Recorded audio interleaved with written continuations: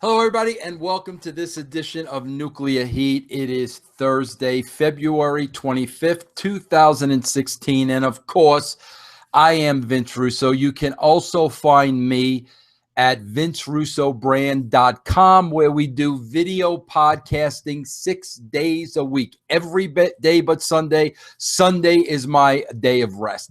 Now, today's going to be a little bit of a different Nuclear Heat. The last 3 weeks have really been hot and heavy.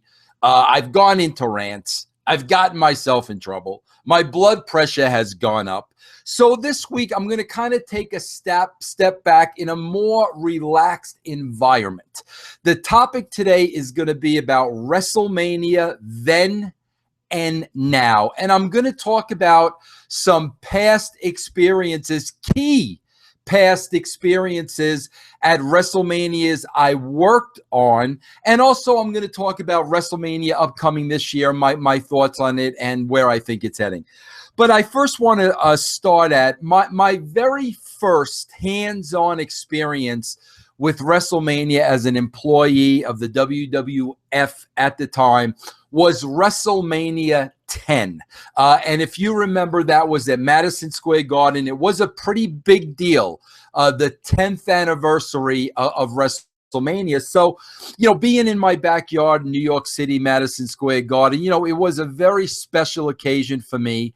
I just started working for the WWE on a full-time basis. The first thought that comes to my mind is I was editor of the magazine at the time. And if you remember, there was a fan festival that was held right before the event. And I'll never forget, I worked the fan festival for the magazine. And, one of the first things that happened that day is I ran across Linda McMahon. And Linda McMahon, I'll never forget this as long as I live, reprimanded me for chewing gum.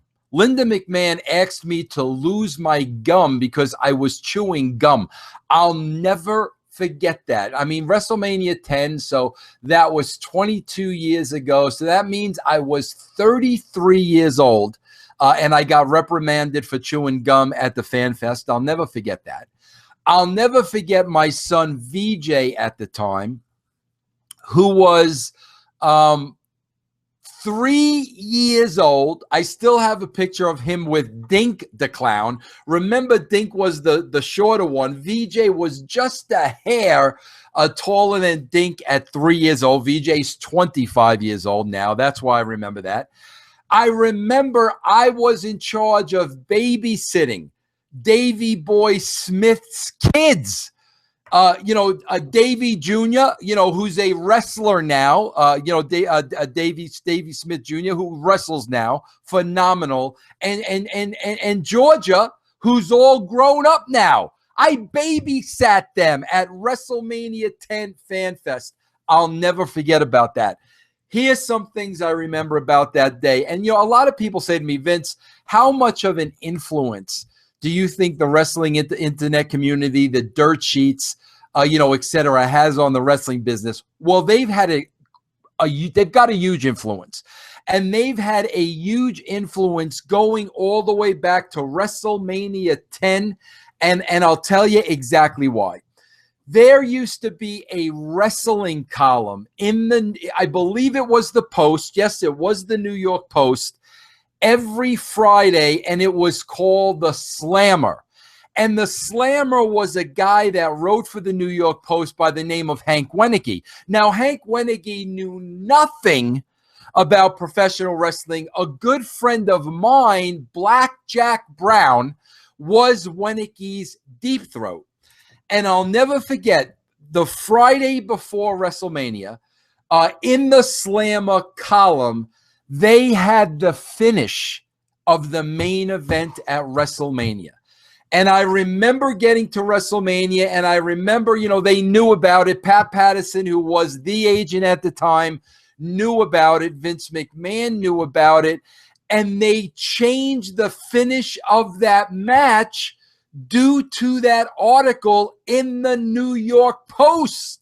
So when we go back 22 years, you can see how even back then, the internet wrestling community, the dirt sheets, whatever you want to call them, were having a significant amount of impact on the wrestling industry. I'll never forget that. A couple of things stood out in my mind, WrestleMania 10, that I will never forget. The first one was, this is where Bret Hart and Owen Hart had their, literally first match on a big stage. And there was so much drama and history built into this match. And Bret and Owen tore the house down. And I remember I could not wait to go into the back to really put Owen over for the match and tell him how great the match was. And I remember, telling Owen, how I felt about the match. And he was so thankful and kept asking me, Vince, really? You really think so? You really think it was that good? He was so happy that I enjoyed the match and that it lived up to the hype. And I'll never forget how thankful Owen was that night. But talk about living up to the hype. Probably the thing that sticks out to me most that night is Shawn Michaels and Razor Ramon, 22 years ago, putting the ladder match on the map. Prior to WrestleMania 10, you had, a ladder match here, a ladder match there. They were few and far between. But the match that Shawn and Razor had on WrestleMania 10, the ladder match, put ladder matches on the map. I think it's fair to say that they were the founder of the ladder match. They tore the garden down that night, and I absolutely, positively never forgot about that match. WrestleMania 11, I remember that was in New Haven. It wasn't that big a deal. WrestleMania 12, I don't even remember that much about. I was going to say it was Lawrence Taylor and Bam Bam, but I'm pretty sure that was 11. WrestleMania 12 is a blur to me. WrestleMania 13 and 14, I remember for a reason, and I'm going to tell you about them in a second. But before I do, I want to sidetrack. I swear to you, I worked WrestleManias 10 through WrestleMania 15. And people find this hard to believe because there is such hype on the outside for WrestleMania. And, it's a huge event. It's become the Super Bowl. But, my right hand to God, when I worked those WrestleManias 10 to 15, it was just like every other show. I mean, it really was, because prior to WrestleMania, we still had to write the Raw show. We still had a show the day after WrestleMania. So WrestleMania was basically, to us, just another pay-per-view. And it was pretty much the same to the talent. Obviously it was a big deal and it felt special. But in the big scheme of things, doing 52 weeks of TV every week and 12 pay-per-views, it was really just another show. Now, obviously, that has changed over the years as the WWE have gone into these big stadiums. The biggest one this year at AT&T Stadium, 110,000 people. But back then, honestly, it was just another show. That's why a lot of the memories don't stand out. WrestleMania 14 stands out huge, and I'll tell you why.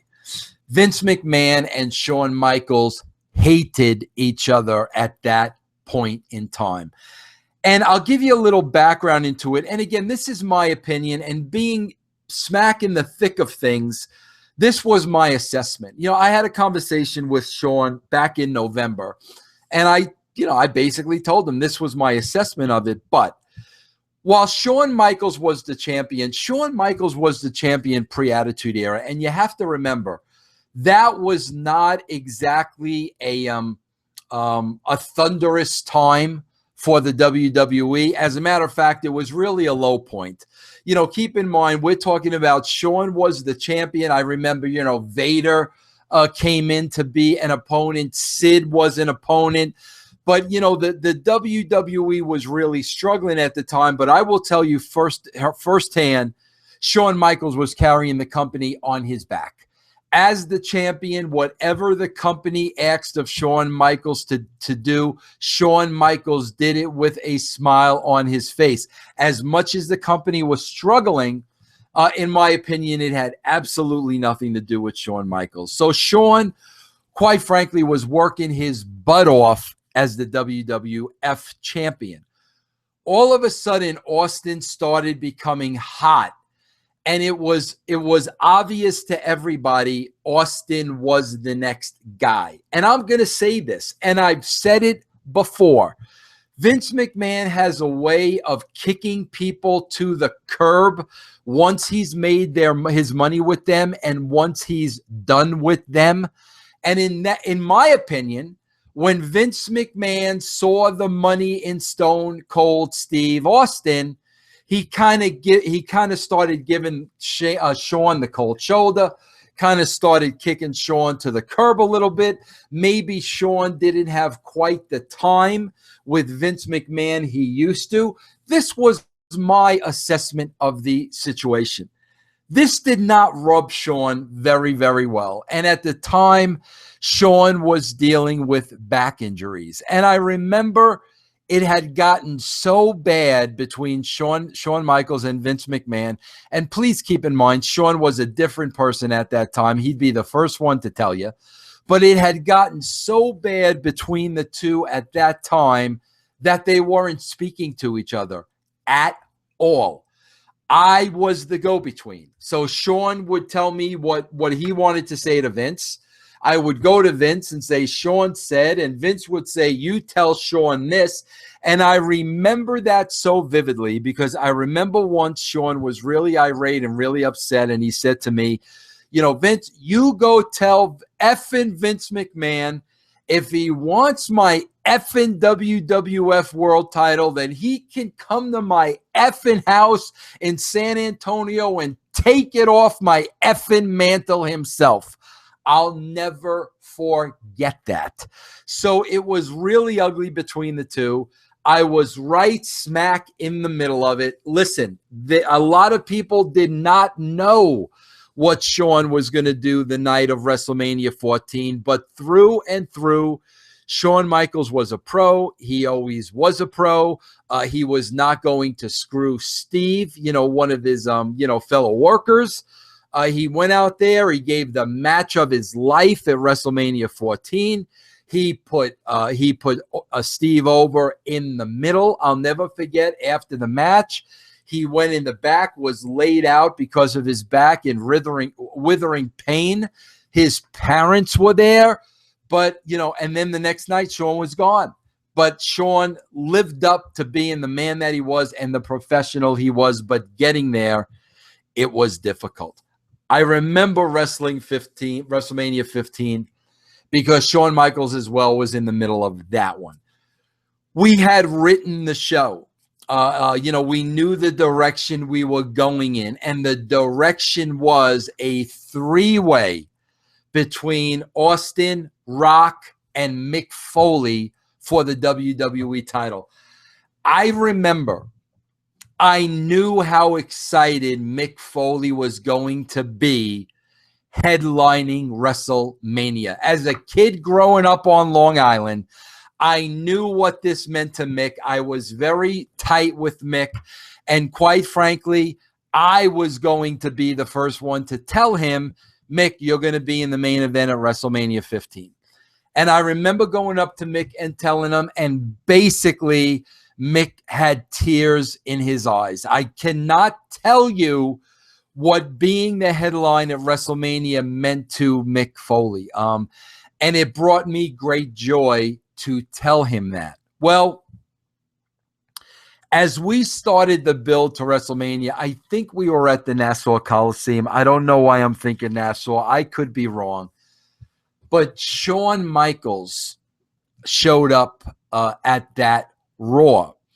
And when Shawn caught wind of what the main event was going to be at the next WrestleMania, Shawn did what he did best back in that day. He was a different cat back then, man.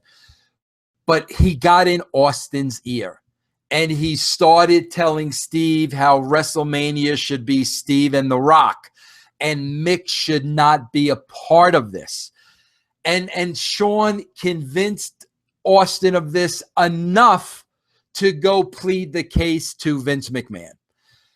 Next thing I know, Vince McMahon comes and tells me that the main event of WrestleMania changed. Mick Foley is no longer in the main event. I'm very upset at that point for a couple of reasons. Number one, because of what Shawn did, and he wasn't even on the active roster at the time. Number two, because I really felt that Mick deserved the spot. He deserved the spot. So I was upset with that. I was more upset with Shawn than anything else. And I remember cutting a promo on Shawn to his buddy Triple H, which I should have never done. Having an issue with Shawn, I should have went to Shawn himself, but I went to Triple H knowing Triple H would relay the message, and I regret doing that. It was absolutely wrong. Triple H relayed the message, of course, and, Shawn came straight away at me, a different cat at the time, the only wrestler to ever threaten me. And he basically said, if I said anything about him again, there were going to be issues. And I'll never forget, he looked in my face and he said to me, and I know I could take you. And the reason why Shawn said that was he had a heat with a lot of people at the time. The Harris brothers come to mind.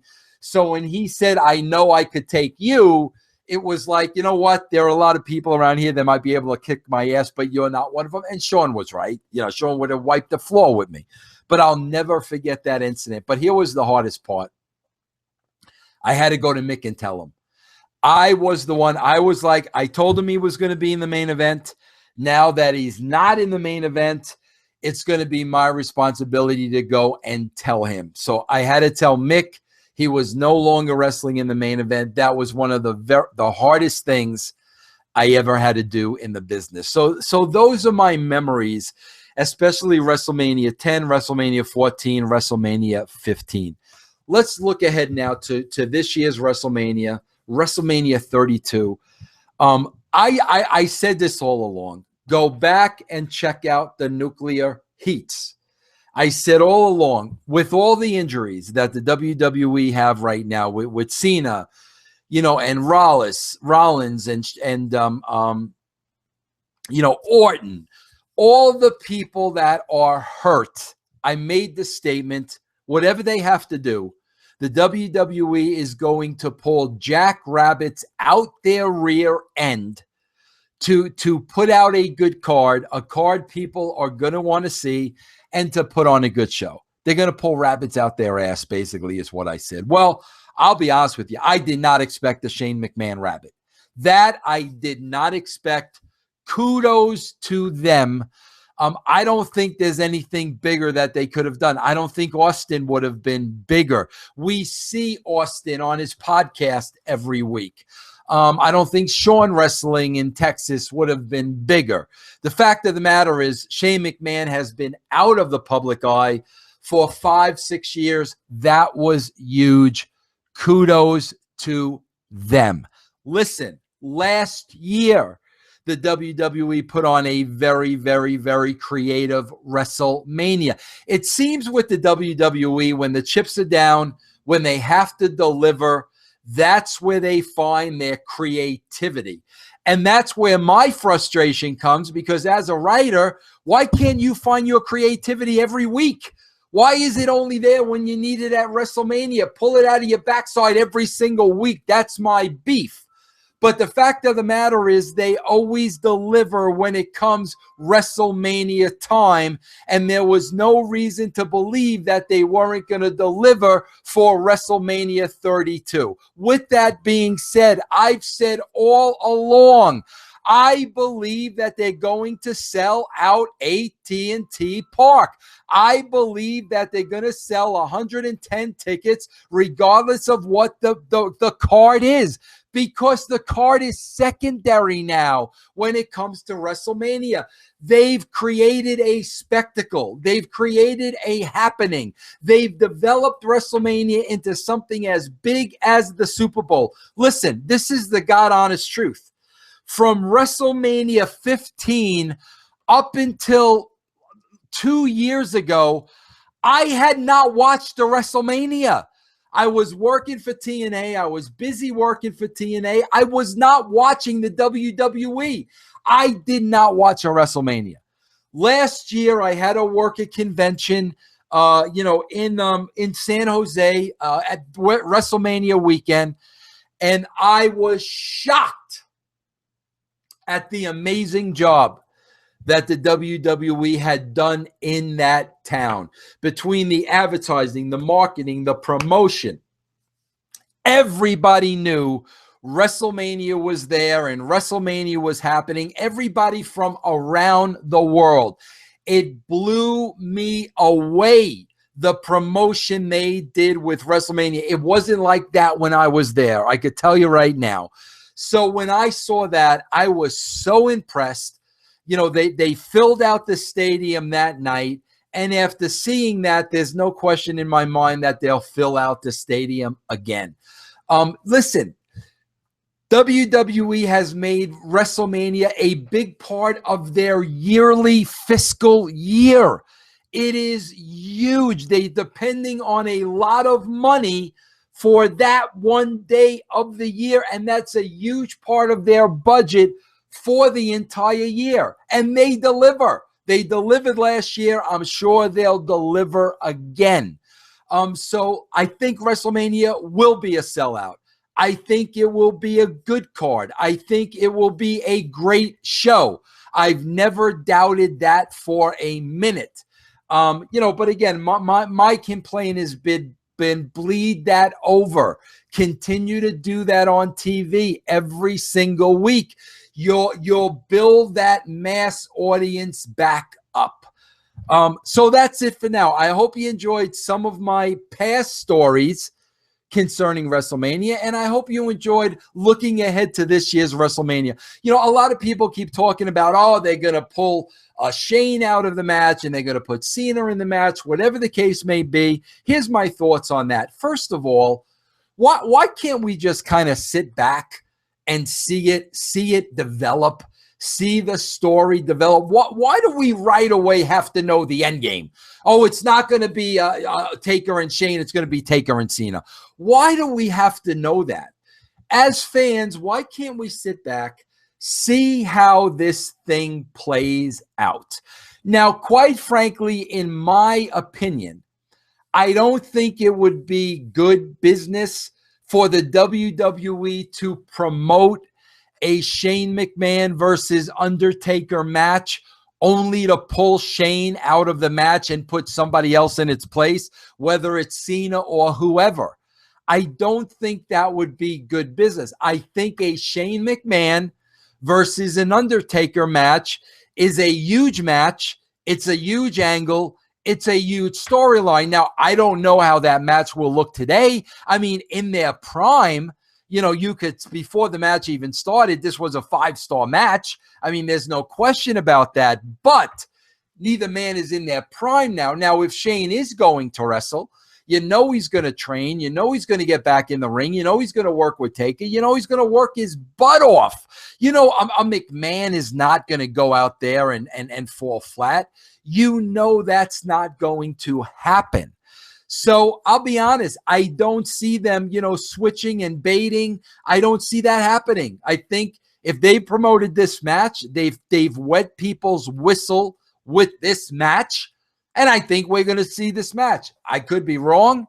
I'm wrong a lot. But if they change it, I don't think it would be the right thing to do. I don't think that would be the right decision. If Cena's ready, he's going to be back on the WrestleMania card. And I mean, I'd have to think he is going to be.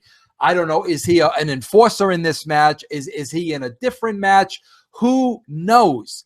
But I'm sitting back. I'm letting it unfold. They did a tremendous job, throwing that Shane McMahon card in WrestleMania 32. I look forward to seeing that. So again, that's it, everybody. I hope you enjoyed this edition of Nuclear Heat. Listen, I'm going to bring the heat again next week. There were things I wanted to talk about this week that would have brought the heat, but I'm like, let me relax. Let's talk about, a different subject this week. Let's bring it down a little bit. But next week, I think I'm going to bring it back up a little bit. There are things disturbing me, things I want to talk about. And remember, you don't have to wait till next Thursday. Monday, we do a Raw review, myself, Sean, and Raj, every week right here on WrestlingInc.com. And Monday through Saturday, you can catch me doing video podcasts every single day on VinceRussoBrand.com. Thanks for watching, everybody. I hope you enjoyed the show.